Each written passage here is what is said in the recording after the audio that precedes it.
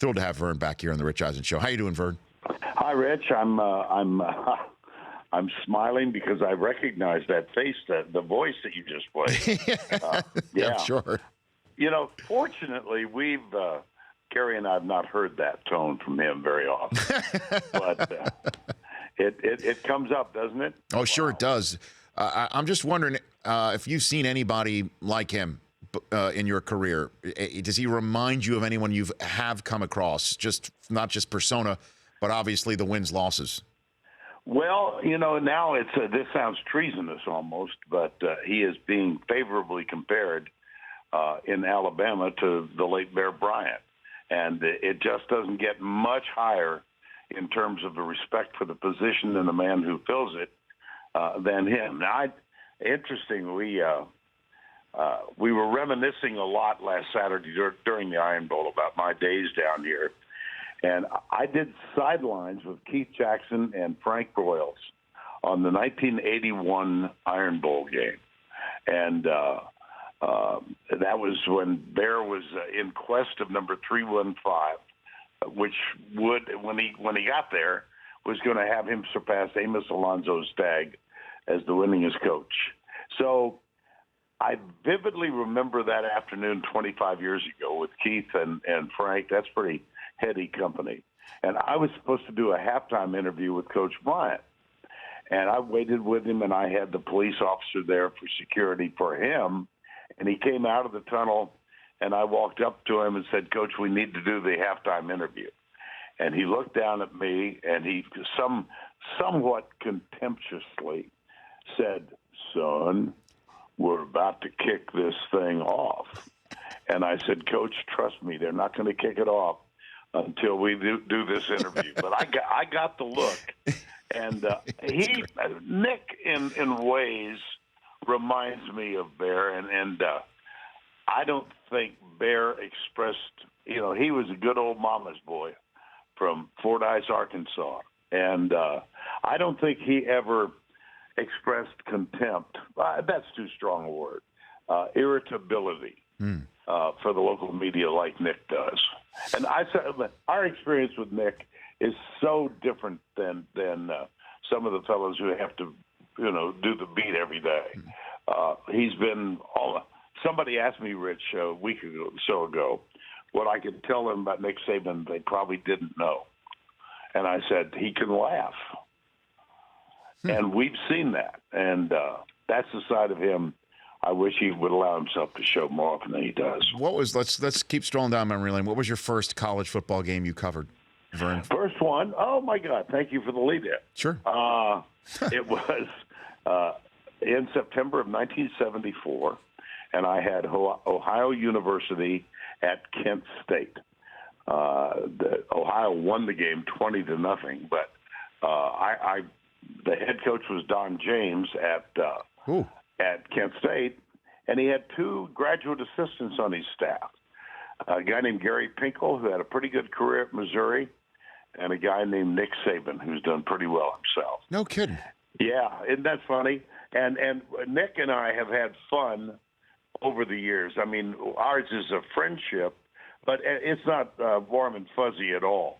But I discovered that I probably really met him, when he was Belichick's assistant with Cleveland in the mid-'90s. But I was reading something about him and his background, and I looked, and there it was, 1974, graduate assistant at Kent State. So I mentioned it to him that was my first telecast ever. Here's a trivia question. Who might have been my partner?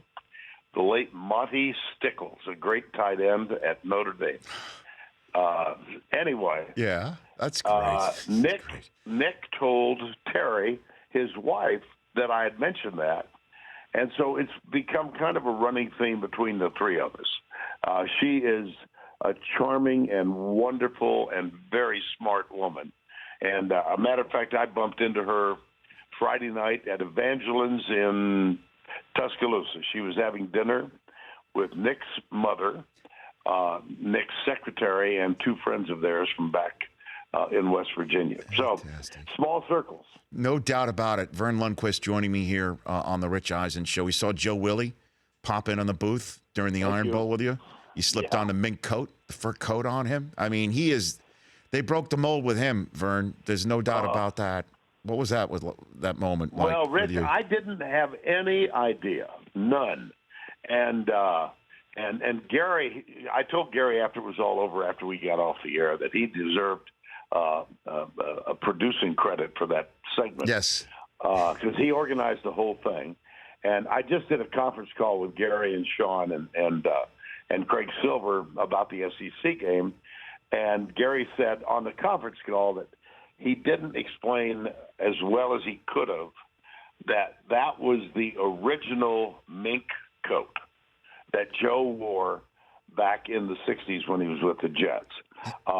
It had been purchased by a couple who owned the hotel where we stay in Tuscaloosa, and they had mentioned to Gary that they got it at an auction. No way. And yeah, how about that? And I was sitting there. We were getting ready to come on camera, and Gary had that impish look in his face. And I said, on camera, I said, what are you about to do here? And that's when he introduced Joe, and Joe came down the steps to the first level of our broadcast booth and shocked me. And then I saw a package being lifted over to Gary's left, over a railing and down. And they took this thing out of the package, plastic package, and it was the mink that he wore, the original mink coat that helped him become notorious and famous. Unbelievable.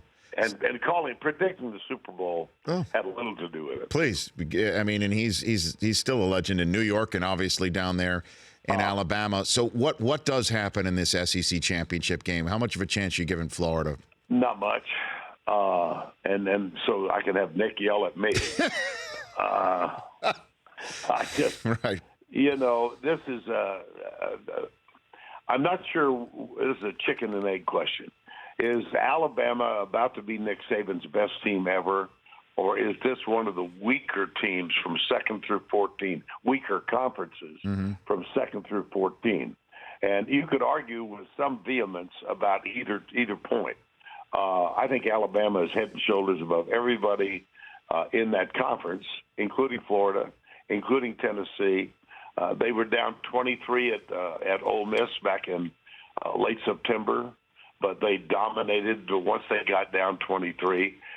They were tied, scoreless tie at the end of 3 against LSU, but I don't think any of us ever felt that they were in danger of losing that game. I think they're awfully good. So let me ask you our poll question here today, Vern. Chris Brockman, fire it Verne Lundquist's way here, please. What should be the most important criteria the College Football Playoff Committee looks at? Overall record, if you win the conference championship, strength of schedule, head-to-head competition, or results versus common opponents? What do you think, Vern? Well, they've got a dilemma, don't they? They do. They've got them in the Big Ten, and the irony here is that Jim Delaney was one of those, commissioner of the Big Ten. My understanding is that he was one of those who was a very strong proponent of having conference champion winners only. Mm-hmm. Well, here he's got a good chance now that the conference champion will not be the best team in the Big Ten. I think the committee's got some difficult choices to make between now and when the Final Four is selected. I believe somehow you've got to, on the field, Penn State beat Ohio State. But if they played again tomorrow, would they? I think any reasonable person would doubt that they would.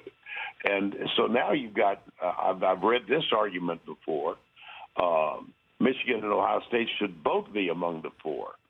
Well, in the old BCS days, we had that happen with LSU and Alabama. I don't think it worked out so well. So my belief is it's the strength of schedule and your accomplishments over the course of 12 games. But you can fly it right back in my face and say, you tell me, Penn State, Wisconsin, or Ohio State, Michigan.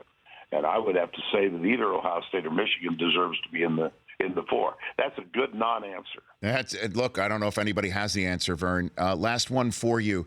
Obviously, you know from your decades of being a Hall of Fame broadcaster that living in the moment is what makes for a great broadcaster.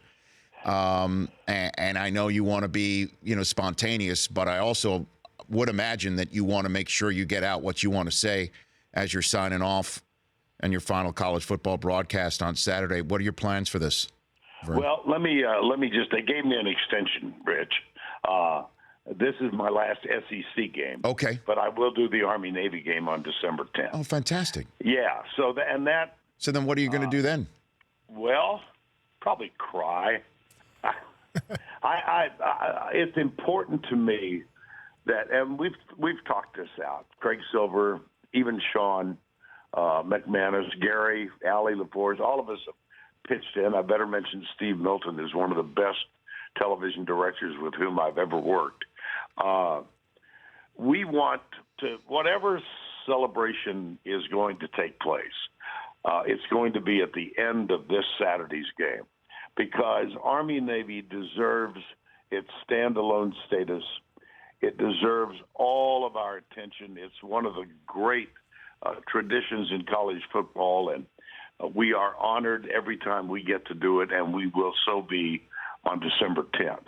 And I don't want, and then at the appropriate time, after the two teams have sung their alma maters at the end of the game, and we're going to have a transition back to me. And I probably will take no more than a minute, not much more. And just, you can't start the thank yous, but I want to express what my involvement in this sport has meant to me and my wife. And then the last thing I think I'll say is, by the way, I'm not going away. This is not goodbye. I'm going to move over and let Brad Nessler occupy this spot with Gary and next to Gary, and I hope for the next 15 years for them. But I'll see you in March Madness, and I'll see you at the Masters. Fantastic. I love it. I love it, Verne. And thank you for all the great years of college football. Thank you so much. I always enjoy being on with you. Right back at you. Thanks, Verne. Have a great broadcast. Okay. Have a great one. That's Verne Lundquist. The Rich Eisen Show, weekdays at noon Eastern on Audience.